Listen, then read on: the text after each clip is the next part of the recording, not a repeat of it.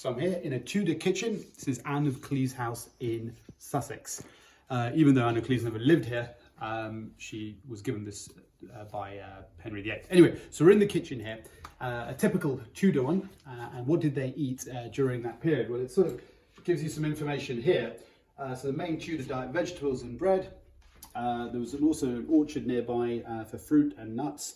Pottage was the most common food. This is like a kind of stew made from stock and oatmeal and breadcrumbs. Meat was expensive, so it was only really eaten by the very wealthy. I'm guessing Anne of Cleves obviously would have been in that category and therefore was able to eat this. And then there's a really interesting thing here. Salt was used to preserve food, obviously no refrigeration. And mutton was rarely preserved in that way as it was tough, and hence it was not worth its salt. And that's where the term comes from. He's not worth his salt, she's not worth his salt. It comes from, that's the source of that saying. And here, working the kitchen, food was an integral part for the Tudors. They loved their food. We all know Henry VIII loved to entertain and eat. And I think there was probably a food revolution during that period.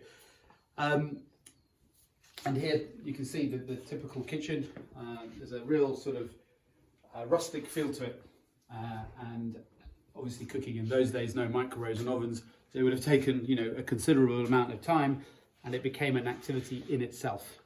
And we can spin around here to other parts of the kitchen. You can see here, trug. These are the types of fruits and vegetables that were used. So I would say a pretty healthy diet. Doesn't seem to be much here on the puddings, but we know Henry VIII did have a sweet tooth, as did most of the Tudors.